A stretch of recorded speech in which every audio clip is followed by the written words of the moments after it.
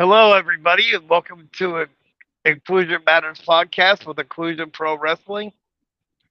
I am the Crippled Messiah, and we're uh, joined today by. You want to say your name so I don't butcher your name? Thank you very much.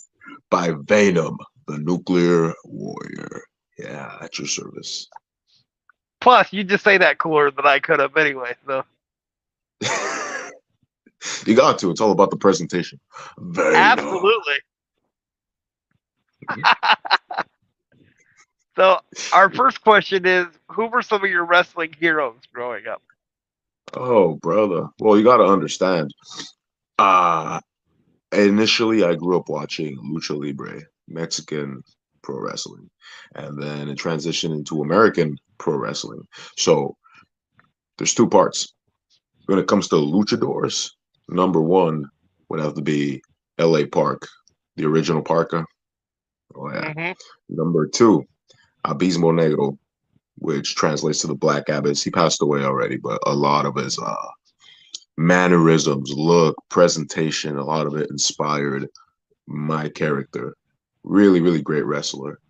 And over here in the States, it's a lot more vast. We got Sting, Undertaker, Macho Man Randy Savage, Eddie Guerrero, Bret Hart, Owen Hart, Shawn Michaels, Stone Cold Steve Austin, guys like that. You know what I mean? Like it's just. I was born in 1990, right? So Attitude Era, Ruthless Aggression Era, that was like the peak of my childhood. So I got all that good stuff. Very cool. And I'm a huge Lucha Libre fan too, so you know, Who's your I favorite get that. wrestler, huh? Who's your favorite luchador? Uh, I think it was a toss up between three. It was Rey Mysterio Jr., Of course. uh, Psychosis, Yeah, and Damien 666. that's a good one.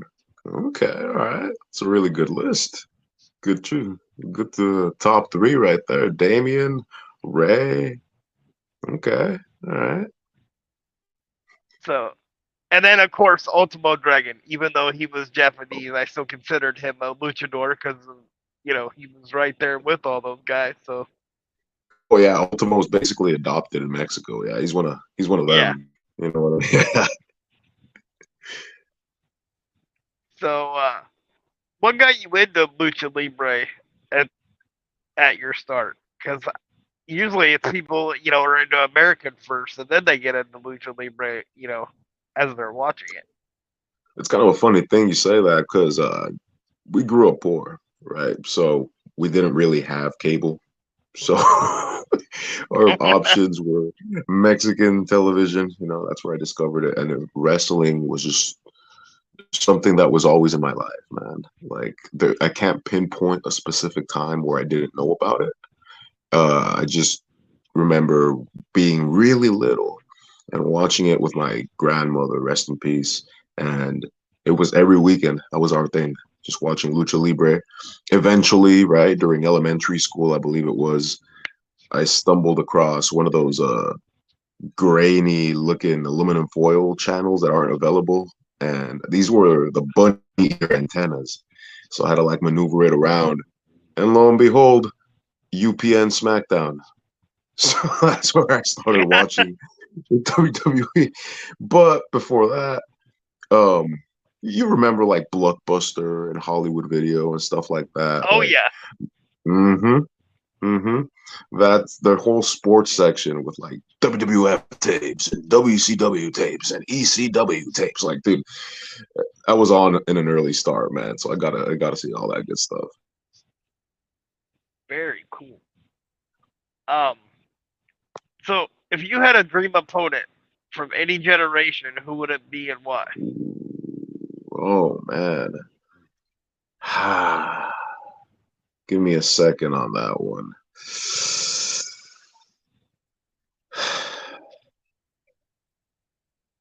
It's a tie. It's a tie between the Undertaker and Sting because out of all the list of pro wrestlers that there is to name, these two really stand out to me because it was their characters, their presentation that drew me in. You know what I mean? Like for Sting, for me, uh, in the 90s, he was like the guy. His look, his moves, his presentation, everything about him was just, you know what I mean? So you put us together, both characters in the ring, in like our prime or whatever you want to call it. I could totally see some great gimmicks, some great magic going on. And same as the Undertaker. I mean, you put him, 90s Undertaker versus a nuclear warrior, his whole dead man persona. Like, I'm talking about back when he used to, like, really, like, just embrace the whole zombie gimmick of his character. Like, that would make for a great dynamic. You know what I mean? Like, the unstable nuclear warrior versus the unkillable Venom. That would have been good. You know what I mean? That's Would a have been good nice. tagline right there, anyway. Imagine the possibilities are endless. Plus, you picked some great guys because they were able to reinvent themselves through the years too. Like, Exactly. Well, I think that's important. I'm already due for reinvention over here. I've been 9 years under the mask, eyes closed, painted mouth. Nobody's really ever seen the eyes. So maybe there's a reinvention in the horizon. Who knows? Who knows? That's intriguing. Um, so one of my co-hosts likes to ask this question, and so I'm just gonna throw it out there early. What's your favorite snack or cookie? My favorite snack or cookie? Yeah, Okay, well, it'll probably come out of left field, but snack. I was a weird kid, man. I'm a weird dude. So, I don't know if you're Hispanic or not. You're like familiar with Hispanic foods, but there's these things called charales and chilalos, which they're like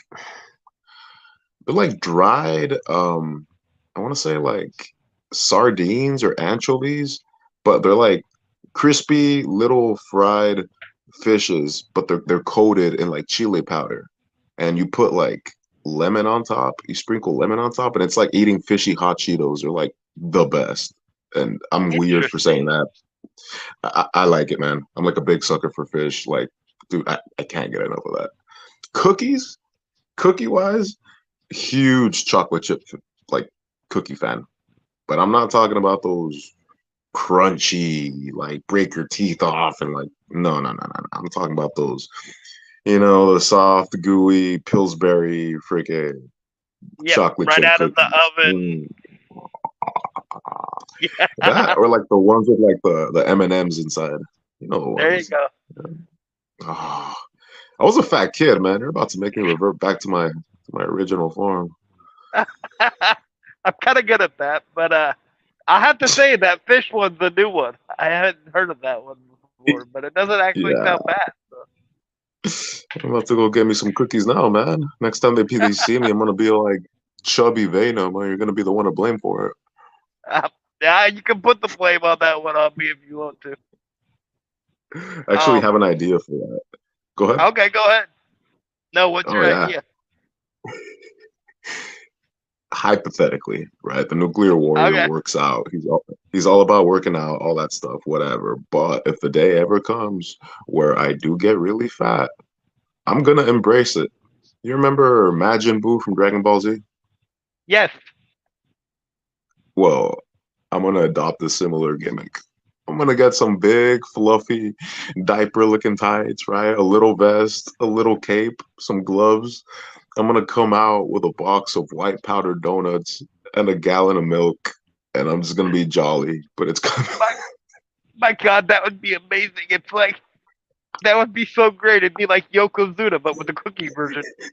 and then out of nowhere, one day, just like go back to being fit, like no explanation. Just Just like disappear for a few months and come back, and you look like you're all jacked. why not? Why not? It fits the Hey, I character love of it. like, man, thank you. Okay, we ask a lot of top five questions on here, so I'm gonna hit you with the first one. Shoot. Top five male wrestlers of all time. Oh, come on now. That's like, All right, give me a second here. I'm gonna have to like narrow it down. Hmm. Number one, Undertaker. Number two, Sting. Number three,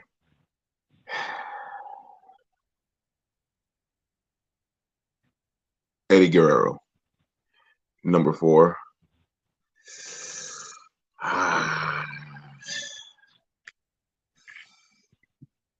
Bret Hart. And number five, the Heartbreak Kid, Shawn Michaels. It's a great list. Not very easy to make, but just speaking personally, yeah, I know there's like a lot more, but you told me five, and that was very hard to squeeze into that five list. So I know, because every time you say five, like 10,000 like hit your brain, and it's like, it's impossible to narrow it down to just one. Whenever people ask you like, who's the greatest wrestler of all time, bro? Come on, like you yeah. can't. So, okay, this is kind of a two-part question. How would you describe your character and your wrestling style? How I would describe my character. Uh, hmm, an entity of chaos, an entity of mischief, mayhem, and wrestling. You see, people often ask me, are you a face or a heel? Are you a good guy or a bad guy? Well, that depends. I could be a huge pain in the ass for my opponents, but just because I am portraying a heel, a bad guy, when I come out there and I see people holding up my shirts cheering for me, I'm loyal to them. I'm gonna fist bump them. Straight up Psycho Sid, Survivor Series 96. Who's the man? Who's the man? Who's the man? Because I appreciate that. That fuels a nuclear warrior. I'm all about that. But in the ring, wherever my opponent is, they're in for a long night. So I guess you could call it chaotic neutral because I could be adorable, man. I could be the most adorablest, cutest wrestler you've ever seen, but at the same time, I'm biting my opponent right in the forehead and I'm like, torturing them while being all like happy about it. So it's really up to the viewer's perspective on that. Uh, as far as my style goes, it's always you'll never see me do like sequences with Canadian destroyers and Spanish flies and a million super kicks. That's not my style. I'm a storyteller. Um, my thing is getting the people involved in my performance and what I do in the ring. Like if I could get their attention, if I could get them invested into what I'm doing, I got them. And you know what I mean? It's way better than hitting all these moves and obsessing over hitting each and every single one of those moves where people have lost, you know, the sense of you're you're supposed to be captivating their imagination. You're supposed to be drawing them in. So I take great pride in the fact that the people that have gone up to me and complimented me on my matches, it was because of my presentation. And you know what? If you get it, you get it. But yeah, that's basically it, man. Hard hitting storytelling, and I'm very much into what I am. And I love that you said the storytelling thing because I think that's missing somewhat in wrestling nowadays. Because I think people are too into hitting the high spot moves. They're awesome, don't So, get me wrong, but you're not going to be remembered that way because you'll see somebody hit a Canadian destroyer, and then 2 matches later, somebody else hits it, or in the next match. But like you said, yeah. if you can captivate their attention, they're gonna leave and say, you know, wow, this guy was awesome because he did this, this, and this, not because he did a Canadian destroyer. hmm I've been in situations, where uh, people I'm working with, they want to do unnecessary things like that. You know what I mean? And we're not even like, we don't even hate each other or anything. It's just like, oh yeah, and then I'm gonna light a table on fire and I'm gonna give you a Canadian through it. Like, no, why? Why? It's like, We're like the what was second the match, story that built into that, right? Like, right? Like, bro, there's no need for it, man. And if anything, you're gonna show the people that you have much more quality if you don't resort to those type of things. Because essentially absolutely. that's what we do, man. But to each their own. And we luckily we live in a time where there's a huge variety of options available for every wrestling fan, and as long as I get my opportunity to go out there and provide my style, my art for the fans, for everybody, then it's a well job done for me, and it's a mission accomplished because I did what I sought out to do. So I take great pride in being different like that. Absolutely, as you should. So, was your family supportive of you wanting to become a pro wrestler, or did they look at you like, "What in the world are you trying to do?" I mean, man, I've always been that guy, that relative. Yeah, there was something wrong with me, man. Um, I never paid attention in school, like ever. Like I was too busy drawing my mask, drawing wrestlers, drawing just wrestling related stuff in my textbooks. And from an early age, I knew I wanted to do this. This is all I wanted to do. And at first they're like, oh, that's nice, or hey, when are you gonna get a real job, or go to college or something like that. And I'm not saying that anything like that is bad. If anything, dude, times are tough. You need to get what you could get. Live a better life, a comfortable life. Because if unless you make it, or unless you're in a position where you know how to make a good living off wrestling, you're gonna be struggling, man. And luckily they've been very supportive of me. Um, my mother, my brother, my sister, my nephews are they're very supportive of what I do, and they understand it. You know, um, my brother and my sister, they have their families, and they have kids. Both been married. I don't have kids. I haven't been married. I was engaged last year, but like I said, man, this is who I am. This is what I do, and luckily, I've been blessed to have a very supportive family. So I'm lucky for that. That is awesome. And I can relate to that. I live in a nursing home, but if you look at where the room that I live in, it's like got nothing but wrestling on it. So I get the Oh, that's like not awesome, always paying attention and like doing my thing in wrestling and stuff. So because I did the same thing at school. So bro. I'm telling you, wrestling fans, they were like at the time, like going to school and paying attention. You couldn't expect us to be fully invested in that when you just couldn't get over the last episode of like wrestling or Raw or whatever the hell. It's like, man, that's all we're thinking about. Come on, it, exactly, like you go out. Oh, looks like the Heartbreaker is gonna join us. So this, the heartbreaker. yeah, we don't know why Well, he calls himself that. oh, you're just jealous there, Don't go Maxi breaking my Pad. heart. You're just jealous there, Maxi Pad. I swear, his wife calls me one nickname and it sticks for the rest of the.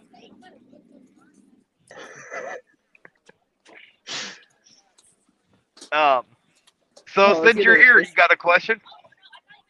No, I just came in to supervise you. Yeah. So it doesn't sound like paint drying and monotony. So you don't bore the guest half to death. Oh, now stop it. So you said something about like you drew your mask in high school. Do you design all your masks now? Oh no. So I was drawing my mask in high school, but I drew this when I was a little kid, man. Like Gotcha. little, probably like 10, 8 years old while I was in church, with not trying to like bother people. I just be like drawing little masks with horns on them, and eventually would become this design. So yeah, I made this up like years ago. Well, it's very impressive. It's a cool looking mask, I have to say. So, Thank you. Yeah, me so too. getting back to the top five tag teams of all time. Number one, the Legion of Doom, the Road Warriors. Number one. Number two, the Dudley Boys, Team 3D. Number two. Number three, the Hart Foundation, Bret Hart, Jim Neidhart. Number four, uh, probably the Hardy Boys, yeah, the Hardy Brothers. And then we got number five, and for me personally, just because of the chemistry they had together. Um, Very short lived, but very underrated in my opinion. Los Guerreros, Chavo and Eddie. Absolutely. Um, so obviously you're in the lucha libre. Have you ever gotten a chance to wrestle in Mexico? I have. I started training in Tijuana back in 2009. I was there at the auditorium for a few months. Um, since then, I've gotten the chance to work in Tijuana a few times and Mexicali a few times, and I like it. Definitely it's a different style. It's a different crowd. It's a different environment, right? But I grew up watching it, so it's like it's the culture, man. I love it. Yeah, it probably kind of feels like going home. If that's what you were used to watching for. Oh well, man. I live in San Isidro, so Tijuana's like 5, 10 minutes away. Like I Yeah, am so home. there you go. Yeah. Um, so who's the biggest name you've wrestled so far in your career? Uh, I have been in the ring with Sefa Fatu, who now wrestles as Solo Sikoa. Um, also, what is his name? I've been in the ring with Jack Cartwheel. Been in the ring with in a battle royal situation with like different names like that, where they've been, you know. But the ones I mentioned beforehand, they were like triple threat matches, fatal four way matches, stuff like that. I've wrestled local big names here too. Uh, what's the other one? It was like Black Danger, Mirage, guys from Tijuana, that I initially trained with. At one point, down in San Diego, it was a training school at the time, and I was training with Dominic Mysterio, and that was before he eventually, got the call up to go, and right before like he started accompanying his dad on TV, he was training there. So I got an obscure video of him hitting the 619 on me without the mask. That's always funny to look at and go back. It's last weekend, last Saturday, I was literally changing next to Gangrel, and we were just shooting the shit. He was probably one of the nicest guys I've ever met in this business. That was like an established star. He didn't have to be that nice, but he was very down to earth, very polite, and we very much appreciated that. That was fun. Wow, that's some big names. And now Dominic's like the one of the biggest heels on TV. You're not kidding, man. Like the level of heat he's getting, bro. That's nuclear heat. That's wow, just wow. And I can tell you from personal experience from being in the arena, they might pipe some of those boos in, but not all of Hmm. them. Because you get into that building, man, it's deafening in there when he comes out. It reminds me of one of those old SpongeBob episodes where like the crowd just keeps booing over him and doesn't let him talk, and it's just calm. Yeah, it's great. So how did your finisher come to be? Ooh, which one? Uh, any of them actually, if you wanna. Okay, yeah, yeah, yeah. So there's this one that I do. It's similar to an F5, but it's a pump handle into an F5, if that makes sense. So I pump handle him up on my shoulder. From my shoulder, I spin around and just drop him face down like an F5. I call that the nuclear implosion. Yeah. Uh, there's also a pump handle. There's a lot of pump handles in here, but I do the pump handle Michinoku. Yeah. Ooh, And that's just what I call it, pump handle Michinoku, because I mean it's a Michinoku from the pump handle position, and it just looks really sick. Like I love hitting that one. The impact, you know, my opponent bouncing off the mat. Like I love the sound it makes. It resonates. Um, and then there is one that I just call the nuclear reaction because it gets a reaction every time I hit it, and it's basically the eye of the hurricane. And gotcha. with a big fist coming down my opponent. So I know some of these names are like, what the nuclear this and nuclear that. Hey, you got to stay true to the gimmick, brother. I If was I gonna hit you say with an you're the elbow drop, nuclear warrior. That makes sense. if I hit you with an elbow drop, it ain't gonna be an elbow drop. It's gonna be a nuclear atomic elbow drop. That's what it's gonna be. So I asked you earlier, a dream opponent. Who would your dream tag team partner be? Huh. You're gonna have to give me a second on that one. Very, very, very random, but I mean it from the bottom of my heart. Road Warrior Hawk. Oh, Yeah, oh, oh. Oh, I yeah. can see that. He was always one of my favorites. I know I mentioned the Legion of Doom earlier, but him by himself, I mean his look, his mic skills, his presentation, his aura is just man. We would have been that would have been a good a good tag team for me. Well, and that voice too, right? Like, there's some Oh my people in gosh, wrestling that have that unmistakable voice, and Hawk was definitely one of them.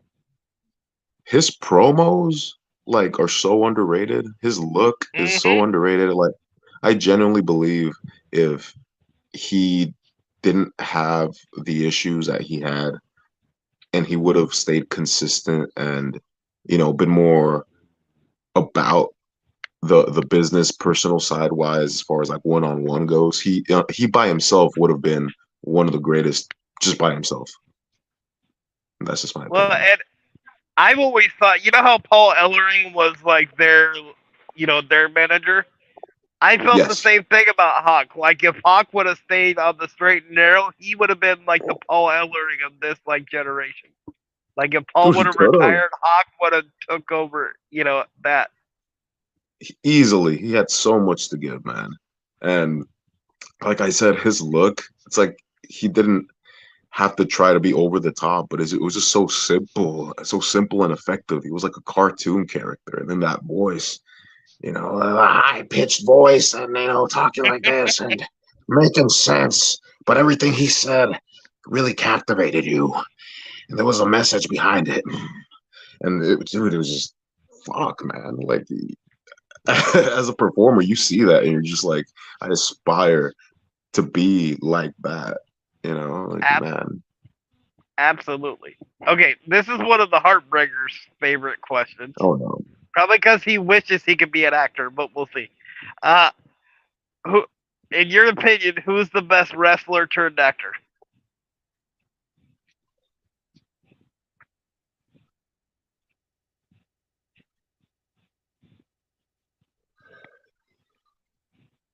Batista.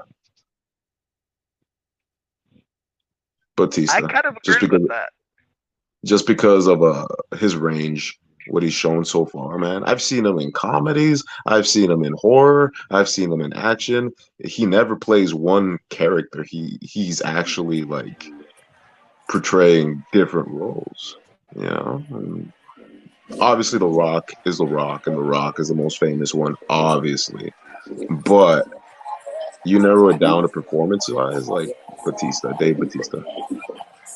And Batista was almost a miracle worker because I told you I'm disabled and I'm in a wheelchair, right? That's why I live in a nursing home. And when I was watching Knock at the Cabin, they turn all the lights off in the nursing home at a certain time of night. And so I was so into like the part where they were gonna knock on the door that I didn't realize somebody was walking beside me and they tapped me on the shoulder to see if I was okay. I swear to you, I've never walked a step in my life. That day, I almost walked. Like, Whoa. That was a great movie, by the way. I liked it. that was You a kept it great thinking. movie. Yeah. Well, at one point, I'm like, yo, why is Batista sweating so much? Like, what's up with his character, man? He looks Yeah, too anxious for me. Like, they but better he was listen or great in he's it though. gonna. Oh, yeah. I was like, they better not piss him off. He's gonna hit a Batista bomb out of nowhere, man. He still got it. Shake the ropes. That would have been great. A little shout out to his wrestling side. Yeah. That when they decided that could have been the thing right before. Oh my gosh, bro. Triple H contract signing flashback. Yeah, totally. All right, now I'm gonna have you put your Booker hat on, and you might hate me for this one because we always say that to the guests.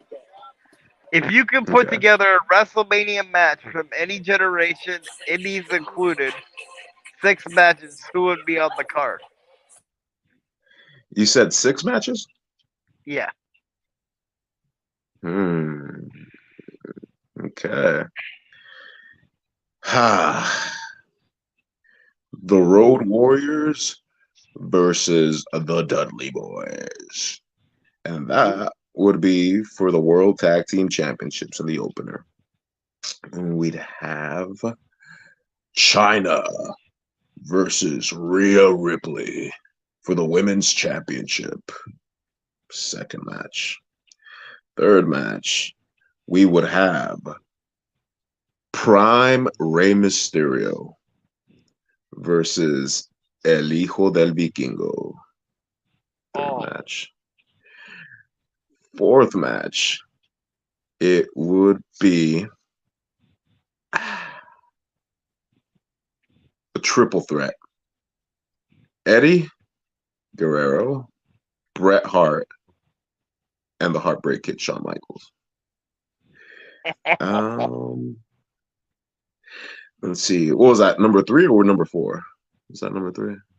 that was 3. Number 3. Okay. Number 4, it would be. Let's see here.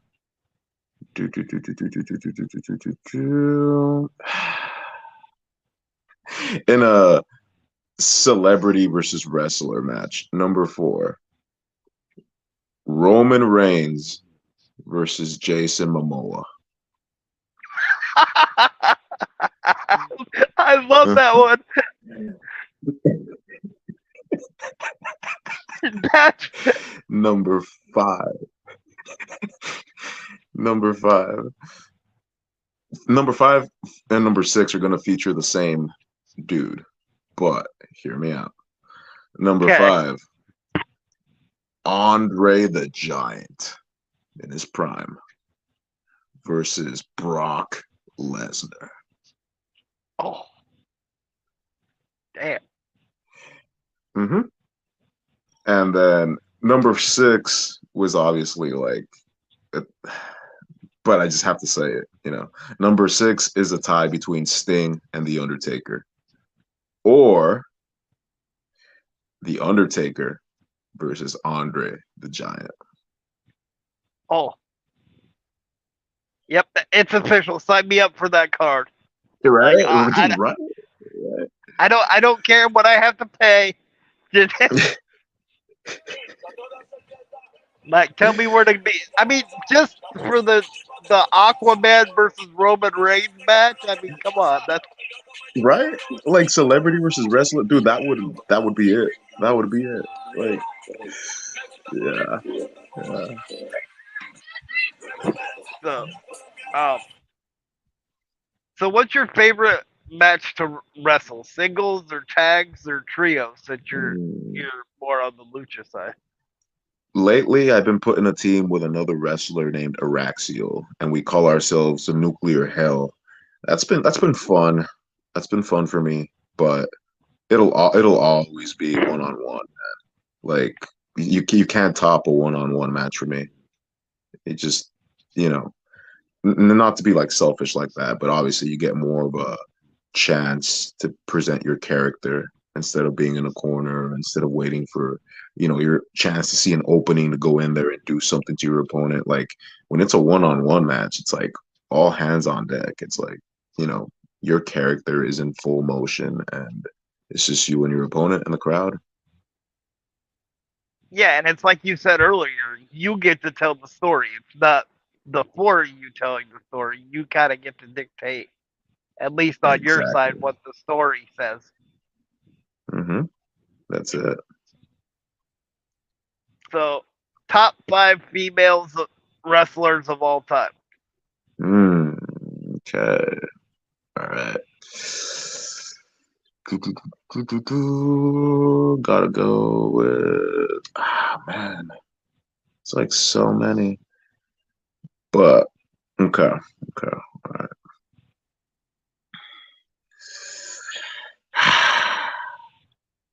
I know these top five Give, because there's like you said, there's so many. It's hard to narrow them down.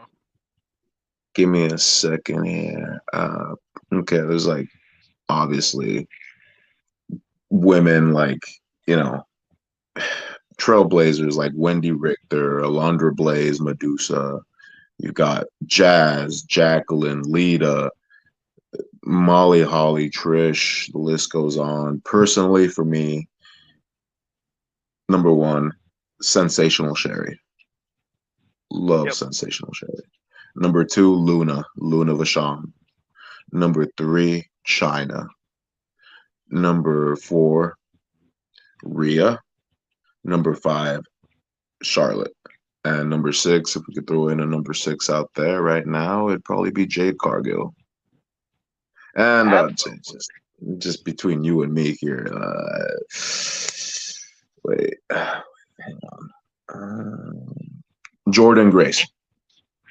Hmm. I I agree with all that list, all seven of them. I don't mind that at all.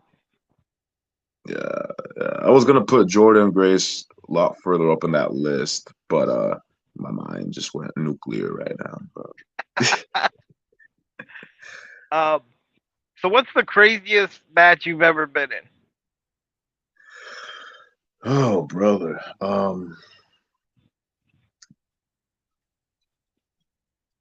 there was a promotion that I wrestled at from 2018 to 2021. Um, Stuff happened, I'm not gonna get into it, but I was put in a match with a promoter who's also a wrestler, and his style is the extreme style. So light bulbs, stacks, Ooh, tables, chairs, all that stuff. And a lot of people get a conception of me and my character. They think I do that. They think that's my style, and it's not. It really isn't. But the nuclear warrior is not a coward, and the nuclear warrior is down. So although that is not my style, you can best bet your best dollar I'm gonna go all in. So in one of the matches that I had with him, it was actually a mask versus title match. Mask versus his title, and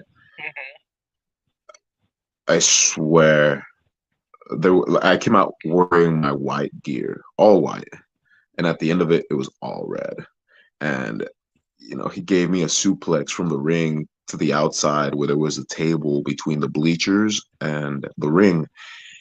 Well, the table broke, but one of the bleachers also broke too with my shin bone, and oh, ouch. instantly swelled up. Couldn't walk on it. Finished the match. Adrenaline is a wonderful thing, my friend, and I ended up winning the match. Hey, but at what cost? It was like glass all over my back, thumbtacks all over my body. That wasn't the worst of it. We had a whole program, him and I, for that whole year, 2020, and I would get wins over him. At one point, I pile drove his wife.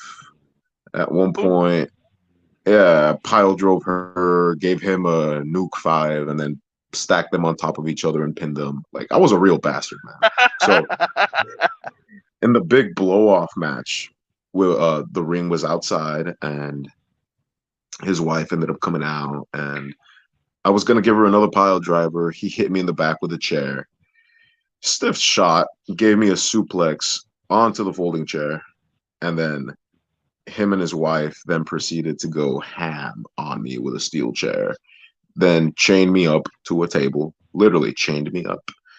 He got on a ladder, he climbed to the top of the building, which was over 20 feet, and he dove off. He gave me an elbow drop while I was tied up to the table. Oh, Lord. I just remember looking up and seeing him flying down and just thinking to myself, he has been up there for a while now. Like, oh boy.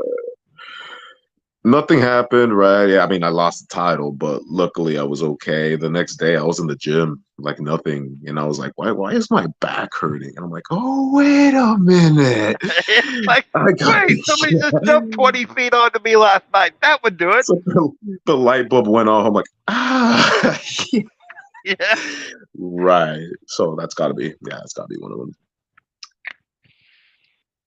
So I'm assuming the answer to this might be tied into the last one, but what was the craziest crowd you ever wrestled in front of?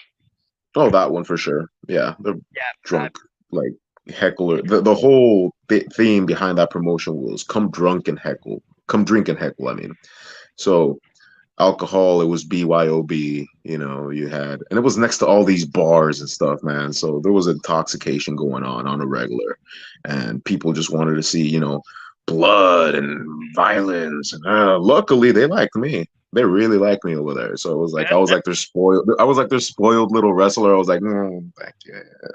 But aside from that, man, yeah, it was them for sure. That was in Ocean Beach here in San Diego. got um. So top 5 indie wrestlers in your area today, and you can include yourself on the list. No, never, never.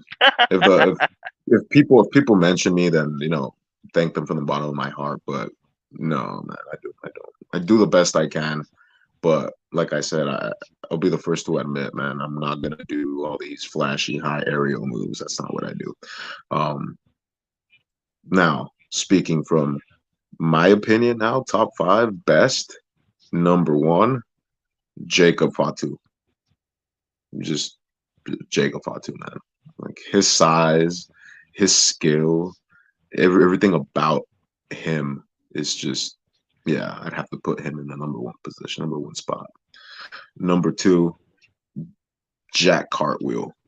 Or just the things that he does, and he does them so easily, and it comes second nature to him. Like he's just that good of a different athlete, you know. Um, Number 3, it'd probably be give me a second here.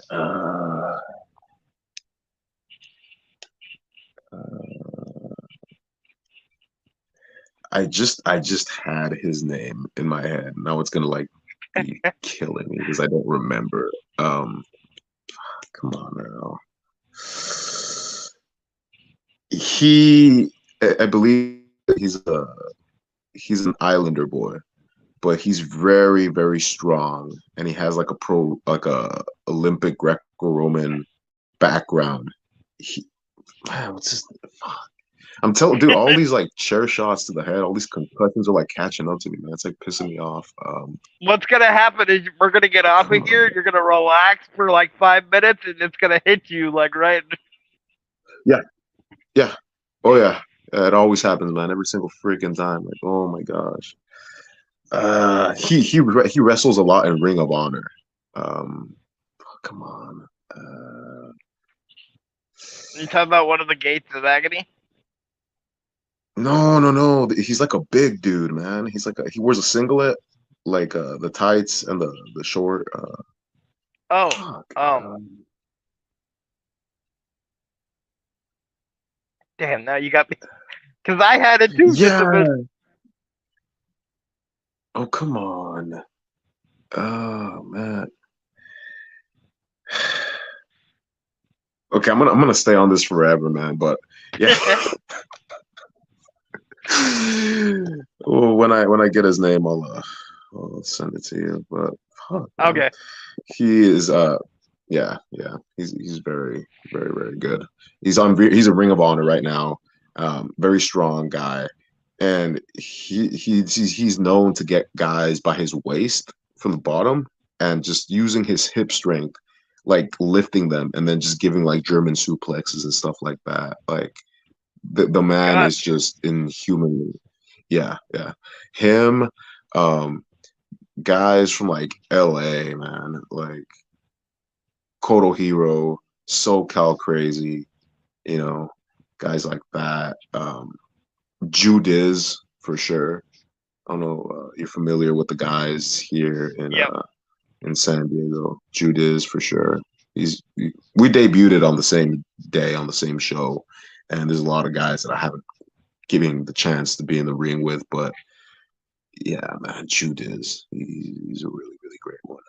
Judas and Jacob Fatu, I would put at the top of my list, and and again, it would be unfair to just narrow it down to five because I mean, there's just so many There's great so talent many. right now, especially now, like in 2023 here and everywhere, man. Not just in California, not just in San Diego, but the game is changing, and you're getting all these new innovators and everything. So as time goes on, man, like I just consider myself to be very blessed and fortunate to be given an opportunity, granted an opportunity to go out there and still do my thing, because like I said, I'm not the flashiest, I'm not the most acrobatic, but man, like I love this. I love what I do. And to be able to mix it up with them, however I could do it, man, it's just can't ask for anything better. Absolutely. We actually interviewed SoCal Crazy on here. Or not? Oh no Yeah, way. yeah. Because one of my Yeah, he was former one of my teachers. Yeah. co-hosts, Jeff and he Cobb. still comes on. Jeff Cobb. Huh? Jeff Cobb. There you go. Jeff Cobb. My the tour of the islands is his finisher. That's what I kept trying to think of, and I was like, Jeff Cobb. Okay. see, I knew if we kept talking, it would come back eventually. So I knew it, dude. I knew it started with like a J, and I'm like, yeah. So ugh, anyway, one of my it's a lot going on former under these guys. no, I get it. One of my co-hosts used to live in California. And he Hmm. has a faction out there. He's a manager. His name's Big Money Dodge. Oh shit. Okay. Yeah. And so he got us connected with SoCal Crazy. Great Dude, interview, SoCal by was the way. one, he was one of my trainers here before I debuted it. He's very knowledgeable. Great guy. Great guy. Oh yeah. Um, yeah. I was actually supposed to wrestle him on a Sunday, last Sunday, in a fatal four way, which ended up becoming a one-on-one. But hopefully, I'll get the chance to lock up with him. It's just one of those things I always wanted to do. Well, I'm sure. I mean, I'm sure down the line you'll make it happen. Definitely. So have you ever wrestled in Washington State? Because that's where I live, and I think your character would be amazing down here. Oh, I have not yet. But tell you what, you invite me out there, you summon the nuclear warrior. The nuclear warrior will appear. Well, I'll have to keep that in mind because the reason this is called Inclusion Matters Podcast and Inclusion Pro Wrestling is because I'm one of the co-owners of my own promotion called Inclusion Pro Wrestling. I can't hear you. I think the Oh, audio is breaking up. hold on, my microphone. Is that better? I could faintly hear you. Um, How's that? Is that better? oh, that's better. Okay. Yeah. Okay. So the reason this is called the Inclusion Matters Podcast with Inclusion Pro Wrestling is because I'm part owner of my own wrestling company that we're doing our first show on November 25th.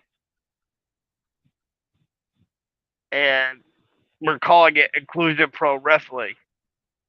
And the reason it's called that Nice. is because about 20 years ago, I was told I would never do anything in wrestling because of my disability. So the whole purpose of the promotion is to let everybody get a shot in pro wrestling, regardless of your disability,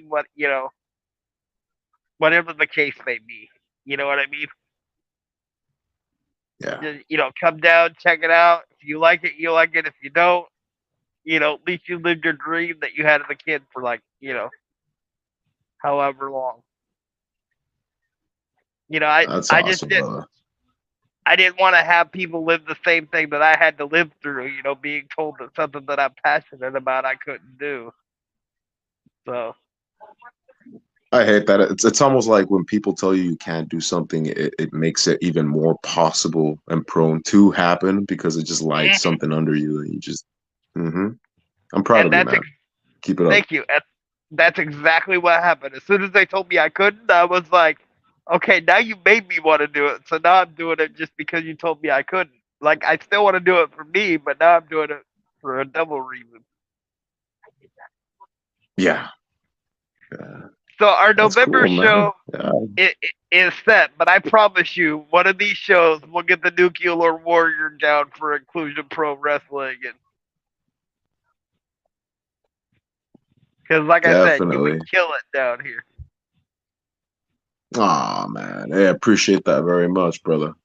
You let me know, and gladly, I'd love to go visit. Awesome. So when uh, when your career is over, many years from now, because you're gonna kill it, when whatever you do. What's the mark you want to make it in wrestling?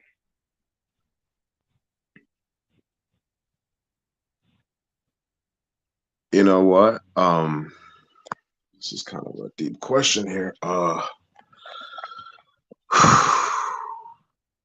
Obviously, the goal for every performer is to make it at the highest level, compete at the highest level, and be signed to a big promotion, one of the big ones, obviously. Um, but when you talk about it, I I start to think about it. You know what I mean? Like I've already done it. I technically already have done it, and my goal, my objective was always to inspire people, to get to get them invested into my presentation, into what I bring to the table, to somehow just touch their get it tap into their inspiration and really like touch them in a way where they see my performance and they got something out of it. And I've been fortunate so far to have, and this isn't like at the risk of sounding conceited or egotistical. It's not. But I've had certain people come up to me and, find me, be on social media and in person and tell me that I was the reason that they got into wrestling. The power alone behind that. Because, like I said, there's like so many greats. There's like so many awesome talent right now. And there's so many talent that are doing things I'm not doing. They're doing things that I don't do. And I've just been true to myself this whole time. So for them to come up to me and tell me that, that's like that hold to me that holds more weight than a title belt. You know, I've had a buddy of mine, you know, he tattooed my mask on his skin. Like he got my mask Wow. tattooed on him. I've been invited to a birthday party of a little kid, and I was on the cake. He didn't know I was gonna go, and I ended up surprising him. He ended up crying. You know what I mean? Um, so whoever's listening to this, um, keep doing you. You never know who's watching. Somebody's always watching, and you don't know who's gonna be getting inspired off of what you do. But the people, they could sense it. And if you're genuine and if you believe in yourself, they're gonna believe in you. So to answer your question, that man, to be remembered, to leave a mark, leave a mark and touch somebody's life in any way that I was at least able to distract them from, you know, everyday life, to at least able to offer them an escape through my performances. And dude, it's a job well done. It's a mission accomplished, and I've accomplished everything then for me because that's what it's all about for me. That is one of the best answers we've ever had to that question. And that just re-implants what I said in the last question, which is you're perfect for Inclusion Pro Wrestling, because that's basically what our mission statement is too, is to inspire people to you know follow their You're dreams. breaking up again, Sorry about that. Uh, I said you're perfect for Inclusion Pro Wrestling because that's what our mission statement is to have people follow their dreams and just be themselves, right? Because that's all you can be. So, Yeah, yeah. um, and You then got to my be true last to question, yourself, man, and absolutely. go for it. My last question is, where can we find you on social media, and when's your next matches?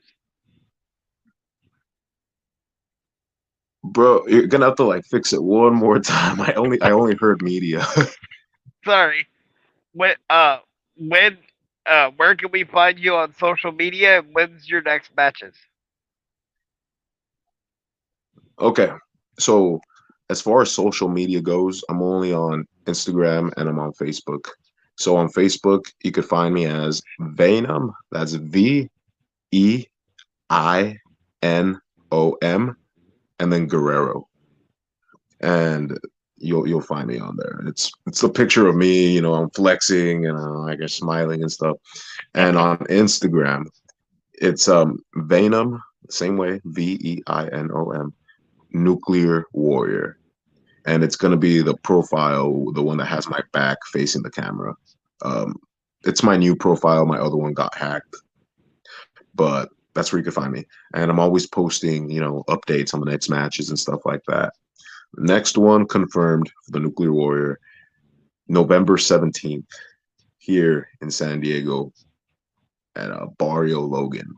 They're gonna call it Lucha at the Barrio, and it's gonna be me and Araxiel, Nuclear Hell. We're gonna go 1-on-1 in a tag match against the guys that scored the pin on us to become the tag team champions of One Ring Circus, Los Otros. And yeah, I'm looking forward to that. I'm very much looking forward to that because I'm the one that they double teamed to hit their finish to capture those titles. And it's been eating at me every single day since then. So, Los Ultros, if you're hearing this, me and Araxiel, we're coming to prove to you that you got lucky. We're coming to prove to you that we deserve another shot at those tag team championships. That's awesome, and I'm sure you're gonna win them too. So, Oh, before we thank go, you. I'd like to thank our sponsors, Kevin Watson at American Family Insurance, Bob's Little Car Hospital, Unique Abilities Tattoo, Bruno's Pizza, Los Jalapenos Taqueria, uh, El Rancheros, Twin City Banks, the Care Program, which you can find on Facebook with Becky Bernhardt, uh, American Tarps Rugged Made, and Precision Power Washing, and Bruce Nichols Painting for all your painting, pressure washing, and lead removal needs, and Bruno's Pizza. So, and then thank you very much for being on this afternoon, and you're welcome back anytime. And like I said, in a future show, we'll see you in Inclusion Pro Wrestling. Definitely. And thank you for having me on. Thank you for making me hungry just now, naming all those delicious sponsors with the pizzeria and the taqueria. Man, that's not nice. Now I'm hungry. What am I gonna do? What am I gonna do? I ain't got no pizza here. I ain't got no tacos here. And I'm gonna have to like make something. The nuclear warrior is in poverty. The nuclear warrior has beans for breakfast right now. I'm just kidding.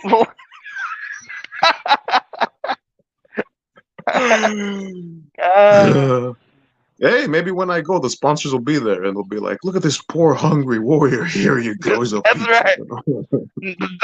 We'll make sure they bring you a sample plate from each place. Just And that's going to be the story arc of Chubby Venom. there you go. That's where it starts. Yeah. All right. All Thank right, you very brother. much. Thank you for having me on, man. Take care of yourself. You too. Thank you. Bye.